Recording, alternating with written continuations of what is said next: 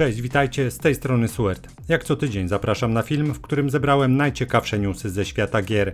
Znajdziecie tutaj wiadomości dotyczące najnowszych produkcji, informacje odnośnie rozszerzeń premier tygodnia, a także zapowiedzi zupełnie nowych tytułów. Zaczynamy! Ghost of Yotei nie będzie rewolucją pod względem ilości zawartości i długości fabuły. Reżyser zdradził, że ukończenie gry zajmie mniej więcej tyle samo czasu co w przypadku Ghost of Tsushima. Informację potwierdziła redakcja serwisu VGC w wywiadzie z reżyserem Jasonem Connellem. Możemy zatem przypuszczać, że ukończenie głównego wątku oraz zadań pobocznych zajmie od 40 do 50 godzin. Statystyki strony How Long to Beat ujawniają, że całkowite przejście Ghost of Tsushima, to znaczy obejmujące odnalezienie wszystkich znajdziek i dosłowne wyczyszczenie mapy, zajmuje w większości graczy około 62 godzin. Deweloper potwierdził przy okazji, że choć ogólna długość gry będzie bardzo podobna, to znajdziemy w niej sporo nowych aktywności. Ghost of Yotei zaoferuje więcej swobody i pozwoli na przykład zabawić się w łowcę głów. Swoboda działania będzie widoczna również w wątku głównym. Ghost of Yotei stawia na otwartą strukturę misji, co oznacza, że gracz zdecyduje, którym z celów Atsu zajmie się w pierwszej kolejności. Jason Connell zapewnia, że jakość historii przez to nie ucierpi. Przypomnę, że Ghost of Yotei zmierza wyłącznie na PlayStation 5, a datę premiery wyznaczono na 2 października. Kontrowersje wokół ocenzurowania taktycznej strzelanki Ready or Not nie miały złego wpływu na sprzedaż. Szef studia Void Interactive Julio Rodriguez pochwalił się, że gra znalazła ponad 1 milion nabywców w niecałe 4 dni od premiery na konsolach. Dla porównania, gdy Ready or Not debiutowało na PC-tach, ten sam wynik osiągnięto w 36 dni. Szef studia zapewnił, że prace nad rozwiązaniem najbardziej palących problemów gry już trwają. Podziękował również za pozytywne recenzje, choć warto zauważyć, że tyczy się to wyłącznie opinii od graczy PlayStation i Xbox. PC-towa wersja gry jest od dłuższego czasu zasypywana negatywnymi ocenami, czemu winne są wspomniane przeze mnie na wstępie kontrowersje. Zdaniem deweloperów zmiany, na które narzekają użytkownicy, są jednak na tyle subtelne, że większość graczy nawet by ich nie dostrzegła. Supermassive Games to studio odpowiedzialne m.in. za Until Dawn, The Quarry czy antologię The Dark Pictures. Firma ogłosiła, że część pracowników zostanie w najbliższym czasie zwolniona, a nowa gra studia ukaże się z opóźnieniem. Z pracą pożegna się ponad 30 osób. Przedstawiciele studia w oświadczeniu opublikowanym w mediach społecznościowych napisali: ta decyzja nie była łatwa i wiemy, że efekty będą ciężkie dla wszystkich.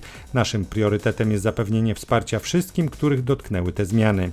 Przy okazji poinformowano o przesunięciu premiery horroru Science Fiction Directive 8020 na przyszły rok. Deweloperzy Supermassive dodali: reakcje na naszą grę są fantastyczne, ale dodatkowy czas pozwoli nam zaoferować najlepsze możliwe doświadczenie dla naszych fanów. Jesteśmy wdzięczni za cierpliwość i wsparcie. Gra No Rest for the Wicked jest już coraz bliżej wyjścia z fazy Early Access. Niewykluczone jednak, że pełna wersja tego tytułu nie zadebiutuje na wszystkich platformach jednocześnie. Studio rozważa opóźnienie premiery na Xboxach. Szef studia Thomas Mahler wyjaśnił, że przyczyną takich rozważań nie jest uraz do Microsoftu, lecz zdrowy rozsądek. Na forum NeoGAF napisał, że przygotowanie portu na Xbox Series X jest bardziej skomplikowane niż wydanie gry na PS5 i PS5 Pro. Firma nie wyklucza zatem, że No Rest for the Wicked trafi wyłącznie na Nintendo Switch, konsole Sony i PC-ty, ale na ten moment żadne wiążące decyzje jeszcze nie zapadły. Dying Light The Beast nie ukaże się 22 sierpnia, jak pierwotnie planowano. Techland ogłosił obsuwę premiery na wrzesień, ponieważ potrzebuje dodatkowego czasu na dopieszczenie produkcji. Nowa data premiery The Beast to 19 września. Dotyczy to każdej wersji, a więc zarówno PC, jak i konsol PlayStation i Xbox obu generacji. Mimo że wstępne opinie na temat gry były bardzo pozytywne, deweloperzy postanowili dać sobie więcej czasu na dopracowanie gry przed oddaniem jej w ręce graczy. Techland zapewnia, że w ciągu najbliższych tygodni będzie dostarczał nowe informacje na temat Dying Light The Beast. Studio pojawi się również na targach Gamescom, gdzie zaprezentuje grywalną wersję demo. Nadszedł moment, na który fani FPS-ów czekali od miesięcy. Zgodnie z wcześniejszymi zapowiedziami, kilka dni temu Electronic Arts oficjalnie zaprezentowało zwiastun Battlefielda 6. Widowiskowy materiał wideo stworzony na silniku gry, wypełniony akcją, wybuchami i spektakularnymi scenami walki możecie właśnie oglądać. EA nie potwierdziło wprost daty premiery Battlefield 6, ale według plotek strzelanka ma zadebiutować 10 października na PC i najnowszych konsolach. Oprócz trailera EA ujawniło datę prezentacji trybu multiplayer, która odbędzie się już 31 lipca. Niewykluczone, że właśnie wtedy poznamy również oficjalną datę premiery. Wbrew oczekiwaniom Electronic Arts nie podało również daty rozpoczęcia otwartych beta testów. Niemniej, opierając się na dotychczasowych plotkach i przeciekach, wydaje się, że powinny one ruszyć w sierpniu. Ubisoft ogłosił miłe wieści dla fanów Avatar Frontiers of Pandora. Pod koniec roku do gry trafi duża aktualizacja, która wprowadzi 2 długo wyczekiwane elementy: perspektywę trzecioosobową oraz tryb nowej gry Plus. Darmowy patch pojawi się 5 grudnia. Termin raczej nieprzypadkowy, gdyż dokładnie 2 tygodnie później do kin trafi film Avatar Fire and Ash, czyli trzecia część hitowego cyklu od Jamesa Camerona. Wracając do wspomnianej aktualizacji, gracze będą mogli przełączać się pomiędzy kamerą pierwszo- i trzecioosobową swobodnie podczas rozgrywki. Ubisoft zapewnia, że deweloperzy włożyli masę pracy w to, aby poruszanie, walka i sekwencje zręcznościowe prezentowały się równie dobrze w obu perspektywach. Z kolei tryb Nowa Gra Plus pozwoli podejść do kampanii po raz drugi, ale z zachowaniem wszystkich ulepszeń postaci oraz wyposażenia. Gracze zmierzą się z wytrzymalszymi i groźniejszymi przeciwnikami, a w nagrodę odblokują nowe drzewko umiejętności i bronie. Autor modyfikacji Fallout Bakersfield powrócił po ponad 2 latach ciszy, by zaprezentować efekty swojej pracy. Modyfikacja łącząca uniwersum Fallouta z systemem walki rodem z Dooma prezentuje się bardzo obiecująco, choć oczywiście wciąż jest daleka od ukończenia. Fallout Bakersfield powstaje przy użyciu narzędzia GZ Doom Engine, a celem jego autora Aleksandra Berezina jest przekształcenie kultowego RPG w strzelankę z gatunku boomer shooterów. Gracze trafią do miasta Necropolis, gdzie zawalczą z niebezpieczeństwami czającymi się za wrotami krypt. Pierwszy teaser projektu trafił do sieci we wrześniu 2022 i zrobił świetne wrażenie na graczach. Teraz jednak po ponad 2-letniej ciszy autor moda podzielił się nowym zwiastunem, który właśnie możecie oglądać. Dodatkowo dowiedzieliśmy się, że projekt jest już ukończony w 60%, ale nie mamy co liczyć na szybką premierę. 21 lipca mieliśmy premierę The King is Watching.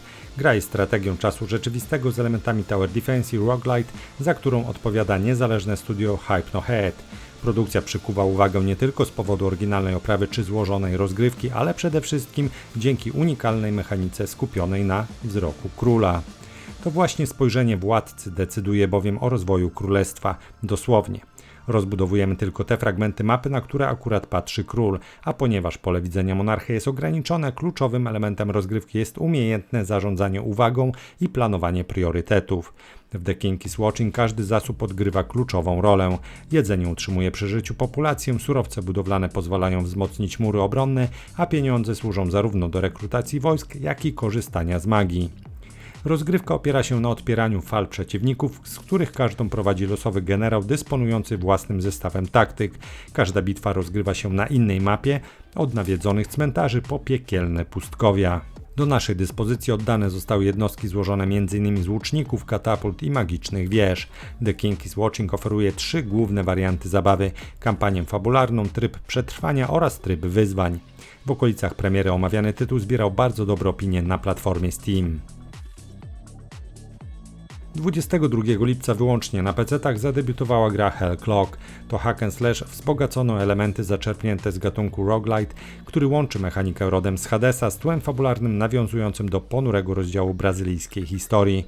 Produkcja została opracowana przez niezależne studio Rock Snail. W omawiany tytuł możecie zagrać wraz z polskimi napisami. Głównym bohaterem gry jest Paheju, czyli wojownik, który raz po raz schodzi do pełnego duchów i demonów czyśćca, by nieść pomoc duszom ludzi poległych w konflikcie. Jego głównym celem jest uratowanie tzw. doradcy, swojego mentora i duchowego przywódcy Kanudos. Przed rozpoczęciem rozgrywki Hell Clock pozwala nam na wybór, czy chcemy bawić się w ramach trybu softcore, w którym po zgonie zachowujemy poczynione postępy, czy też w wariancie hardcore, gdzie śmierć naszej postaci jest ostateczna i wiąże się z koniecznością rozpoczęcia całej przeprawy od nowa. Ponadto w grze zaimplementowano tryb Relax, który wyłącza ograniczenie czasowe.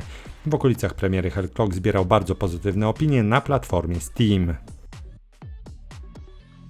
24 lipca zadebiutowała gra Killing Floor 3. To trzecia odsłona cyklu kooperacyjnych FPS-ów od studia Tripwire Interactive. W omawianym tytule wcielamy się w członków grupy Nightfall, których zadaniem jest stawienie czoła bioinżynieryjnym potworom megakorporacji Horizon. Gra raczej nie zdobędzie wielkiego sukcesu. W sieci znalazłem raptem kilka recenzji od mediów branżowych, z których średnią ocen można określić na 70 punktów. Na Steamie opinie graczy są mieszane.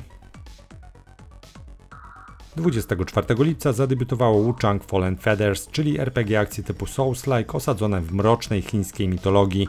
Gra zbiera dobre opinie od recenzentów branżowych. Średnia ocen w agregatorze Metacritic w okolicach premiery wynosiła 75 punktów na 100.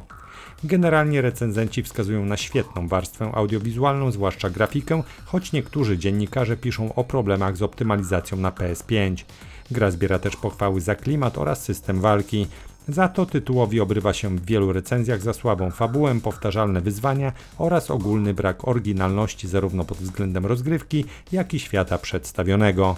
Zgoła odmiennie w tytuł oceniają sami gracze. Na platformie Steam w dniu premiery produkcja miała przytłaczająco negatywne opinie. Użytkownicy narzekają głównie na optymalizację i słabą sztuczną inteligencję wrogów. Nie przeszkadza to jednak w popularności, jaką cieszy się Wuchang. W dniu premiery w szczytowym momencie w grze przebywało ponad 100 000 osób jednocześnie. Przypomnę, że Wuchang Fallen Feathers zadebiutowało na PC oraz konsolach Xbox Series X i S, a także PlayStation 5. Gra nie oferuje polskiej wersji językowej. Kultowa seria horrorów Hellraiser powraca po latach jako survival horror dla jednego gracza. Za pracę odpowiada studio Boss Team Games, a premiera odbędzie się na PC-tach i konsolach PS5 oraz Xbox Series X i S. Pełna nazwa gry to Clive Barker's Hellraiser Revival, a w rolę tytułowego wysłannika wcieli się gwiazda filmów Doug Bradley. Gracze trafią do świata rodem z koszmarów, w którym zawalczą o życie za pomocą broni i zaklętych gadżetów. Nie zabraknie również zagadek, przy których trzeba będzie sięgnąć po subtelniejsze rozwiązania. Twórcy zapewniają, że gra wiernie odtworzy klimat oraz najważniejsze motywy z filmów, choć nie będzie z nimi bezpośrednio powiązana. Clive Barker's Hellraiser Revival nie ma jeszcze daty premiery, choć studio zapewnia, że jest ona bliżej niż może się wydawać. Tytuł można już dodać do listy życzeń na Steamie oraz w PlayStation Store. I to tyle na dziś. Pozostaje jeszcze zaprosić na kanał, na którym znajdziecie mnóstwo informacji ze świata gier. Zachęcam do subskrypcji, dzięki czemu zawsze będziecie na bieżąco. Istnieje też możliwość finansowego wsparcia kanału, które zaczyna się od niecałych 5 zł. A teraz żegnam się z Wami gorąco. Do zobaczenia, do usłyszenia. Cześć!